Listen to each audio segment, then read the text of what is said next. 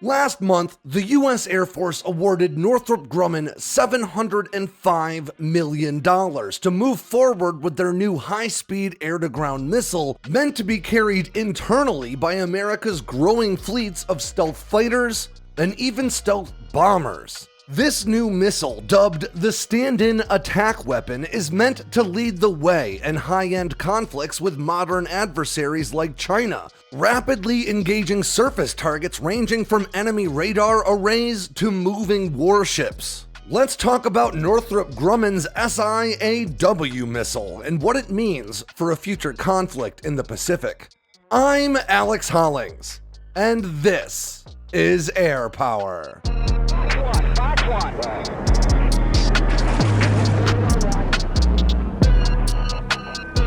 Northrop Grumman's new Stand-in Attack Weapon, or the SiAW missile, is being designed specifically to be carried internally by America's in-service stealth aircraft and the stealth aircraft in active development today. But don't let that fool you. This weapon is really sort of an all-purpose air-to-ground missile that could be carried by a wide variety of aircraft and used in a wide variety of mission sets. This weapon's combination of speed, range, multimodal targeting capabilities, and fairly large warhead, it really simplifies the combat calculus a pilot needs to go through when deciding how to engage a threat. Gone are the days of carrying a variety of specialized munitions for different types of targets. The SiAW is a one-size-fits-all solution for just about any target you want erased off the surface of the Earth. Now, this new missile is actually being built upon the basic structure of another weapon we've discussed on this channel, the Navy-led Advanced Anti-Radiation Guided Missile Extended Range,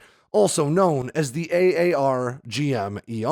Now, if you're not familiar with this weapon, don't worry, we're going to discuss it, but it's basically the latest and greatest version of America's radar hunting missile used to destroy enemy surface-to-air missile systems. The truth is, basing the Air Force's new stand-in attack weapon on the Navy's latest radar hunting missile makes a ton of practical sense. In fact, aviation journalist Tyler Rogaway argued this all the way back in 2018, before the SiAW had even really fully manifested as a program yet. The aargm-er was designed to be carried internally by the Navy's carrier-based F-35Cs, which means it can fit inside an F-35's weapons bay. But it's really the advanced targeting system that's the real moneymaker here, because unlike previous anti-radiation or radar hunting missiles, the aargm-er doesn't rely solely on a radar seeker. Normally, an anti-radiation or radar hunting missile has a radar seeker that hones in on the electromagnetic radiation, or the radar waves, being broadcast by an enemy radar array.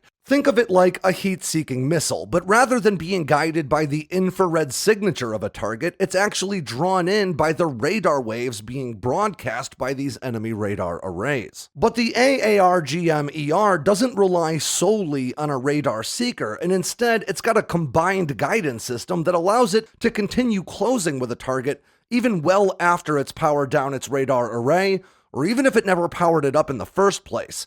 As a result, the Air Force doesn't need to reinvent any wheels here. Instead, the $705 million contract awarded to Northrop Grumman can focus on tailoring the weapon's capabilities specifically to the Air Force's broader goals for this missile. Now, Air Force officials are aiming to have this new weapon reach initial operating capability by 2026, which means the SiAW missile is clearly on the fast track to service. The development cycle for this stand-in attack weapon started back in January 2020 with a request for information, or RFI for industry insiders, for a new air-to-ground missile specifically meant to be carried inside the Air Force's Runway Queen F-35As. And right from the start, you could argue that the Air Force had Chinese targets in mind, as that RFI highlighted the need to, quote, hold at risk surface elements of the A2AD environment. Now that acronym, A2AD, which translates to Anti-Access Area Denial, could really be attributed to any contested battle space, but the term itself is commonly used in reference to China's approach to fortifying its claims of sovereignty over vast swaths of the Pacific Ocean, in direct contradiction to international norms and even international law. China's A2AD strategy includes fielding advanced air defense systems, anti-ship weapons, anti-satellite measures, and a rapidly expanding naval armada made up of not just the largest standing navy on the planet, but also a rapidly growing and militarized coast guard, a maritime militia, and even fleets of large-hulled fishing vessels that all fall within the country's military command structure. A lot of this methodology pivots on a variety of long-range anti-ship missiles that were all designed specifically to keep American aircraft carriers at bay. Maybe the most prominent of these weapons is the hypersonic glide vehicle known as China's DF-ZF. Now, this weapon is carried aloft by the medium-range DF-17 ballistic missile. It has a claimed range of nearly 1,200 miles and an alleged top speed of somewhere between Mach 5 and 10. With the ability to carry both conventional or even nuclear payloads, combined with the sheer kinetic force of a hypersonic impact, it's not unreasonable to expect that the DF-ZF could even have the power to render a Nimitz or Ford-class supercarrier inoperable with just a single strike. Now, to be clear, despite the massive size of these aircraft carriers, targeting a moving carrier against the vast backdrop of the Pacific is a serious challenge, but China is hard at work to crack that nut, and American intelligence reports suggest that they're well on their way to doing it. Now, the DF-ZF's claimed range of nearly 1,200 miles is a real problem for American power projection because the F-35C is the longest-ranged fighter on American flat tops, with a combat radius of around 690 miles in the best of circumstances. That's 510 miles short of China's hypersonic reach, and that means sailing carriers close enough to Chinese shores to launch combat sorties also places those carriers squarely within range of China's carrier-killing missiles. Now, the Navy has taken a multifaceted approach to trying to offset this strategic shortcoming, with the highest profile effort probably being the 6th-generation stealth fighter in development, currently dubbed the F/A-XX, but there are a bunch of other programs underway. Some of them include fielding carrier-based drone refuelers and even operating Marine Corps F-35Bs for more distributed amphibious assault ships. Now, we could do an entire video on all the different ways the Navy is trying to offset this range shortcoming, but American air power is not solely a naval enterprise, and the U.S. Air Force would undoubtedly play a very big role in a Pacific conflict, and that's where the new stand-in attack weapon comes into play. Now, the SiAW may be based directly on the Navy's radar hunting aargm-er, but this new missile will be going after a much wider variety of targets than just surface-to-air missile systems. In fact, there's a chance these weapons could provide the Air Force with a vital means of eliminating portions of China's area defense systems in the early stages of a Pacific war, clearing the way for carriers to sail closer to Chinese shores without risking being sunk. According to the Air Force's budget request for fiscal year 2020, quote, the stand-in attack weapon system will provide strike capability to defeat rapidly relocatable targets that create the anti-access area denial environment. The target environment includes theater ballistic missile launchers, land attack and anti-ship cruise missile launchers, GPS jammers, anti-satellite systems, and integrated air defense systems. In other words, just about whatever ails you. In a practical sense, the SiAW is envisioned as a means to engage just about any stationary or moving target on the ground or at sea, leveraging a multi-mode guidance system to that end. The SiAW will carry a different warhead and fuse than its aargm-er sibling, but appears to boast the very same GPS-assisted inertial navigation system with millimeter-wave radar seeker. Now that means these missiles can close with pre-programmed targets even in GPS-denied environments, or it can identify targets within a set area to engage on its own. In the aargm-er's primary role as a suppression or destruction of enemy air defense asset, this capability allows the missile to keep chasing an enemy radar array even after they've powered it down, by first identifying the array and then using its inertial and GPS navigation to close with its last broadcast location. That millimeter wave radar seeker can even allow it to close with the moving target within that area, meaning if they break down the radar array and try to move it, it can still go after them. Now, if target information changes while the missile is already in flight, a two-way data link allows the launching aircraft or other nearby assets to update the weapon with new target coordinates on the spot. And because of its advanced guidance system, you could literally launch this weapon at a set area more or less blind, without any specific targets in mind. As it flies, it can either identify electromagnetic transmissions or receive new target information from offboard sensors to identify a target while in flight and then close with it. When combined with the advanced sensor suite of the F-35A, the SiAW will offer a single weapon that can address a wide variety of surface threats. Its overall range, and that of the aargm-er, remains classified, but previous claims have suggested that it will offer an increase of some 20 to even 50% over the existing AGM-88E high-speed anti-radiation missile. Now that would mean the SiAW and the aargm-er will likely come with a range of somewhere between 96 and 120 miles. Now, the aargm-er is about 13 feet 4 inches long with an 11.5-foot wingspan, and it weighs in at right around 1,030 pounds. Now, despite carrying some slightly different hardware, the stand-in attack weapon is expected to be about the same in each regard, because it also will need to be stowed inside the F-35's cramped interior.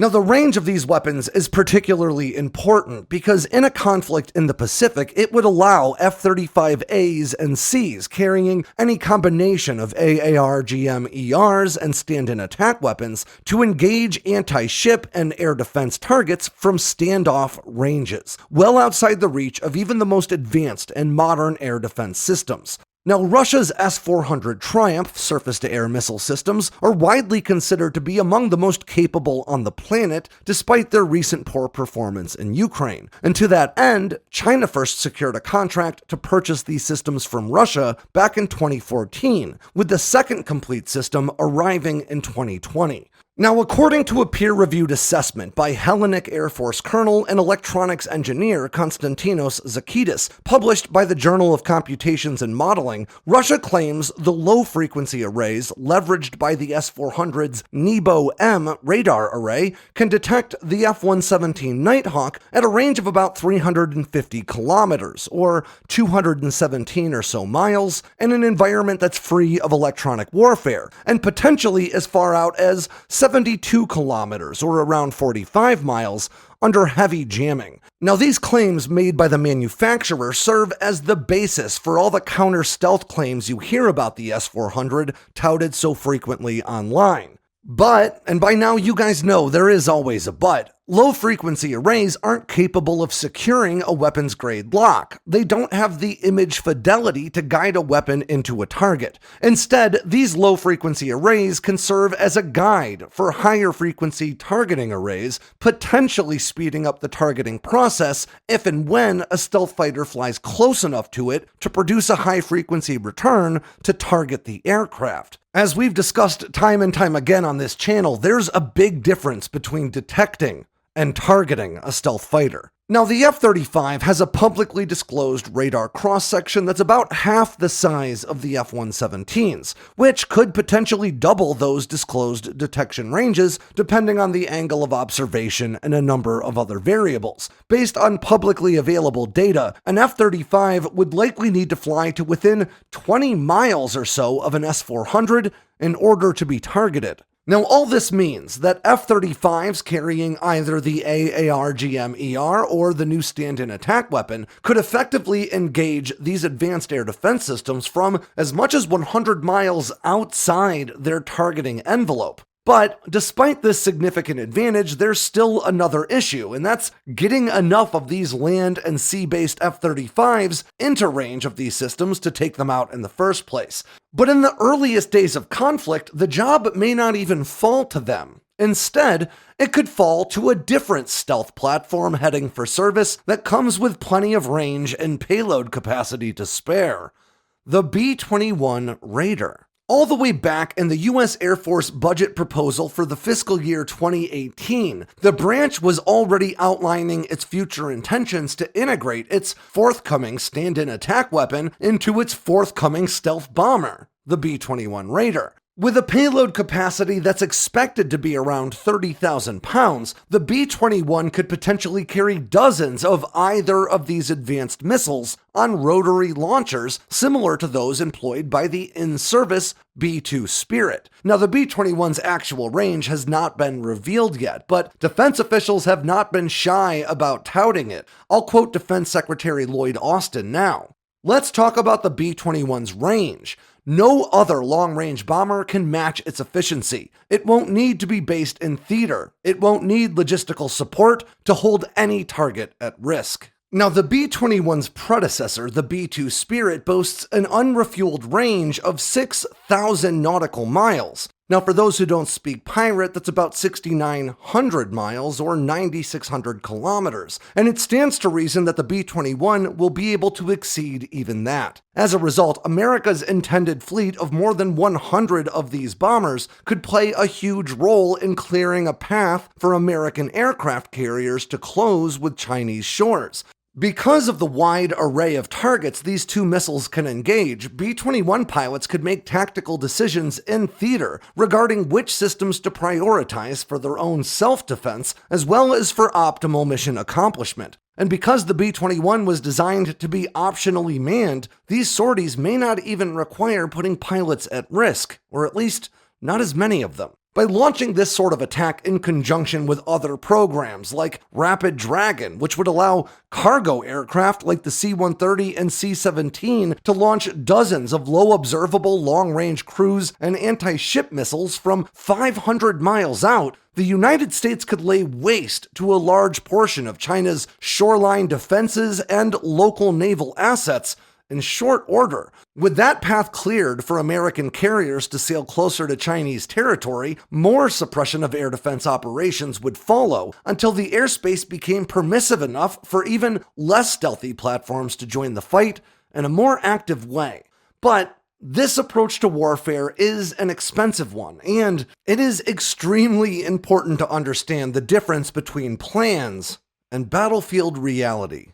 Exploring the ways in which these advanced technologies could give the United States a strategic edge in a large-scale conflict with an opponent like China may paint a rosy picture, but the harsh realities of warfare never live up to our most optimistic expectations. Ultimately, even if the United States manages to field and mass-produce these advanced platforms and weapons in sufficient volume to mount this sort of offensive, losses are still all but certain. Stealth is not invisibility. Aircraft and weapons are rarely, if ever, leveraged at maximum ranges, and even advanced systems are prone to fail from time to time amid the extreme rigors of combat. And while this approach could give the US an advantage in such a fight, China's massive military footprint would still present enormous challenges for the American military. In other words, at best, this approach could amount to an incredible opening volley, but the war that would follow would be extremely costly for both nations at a scale the world has not seen since the end of World War II. So I want to close with a reminder that the most valuable use for new weapons like the stand-in attack weapon, the aargm-er, or even the stealth aircraft that will carry them, is not winning a war.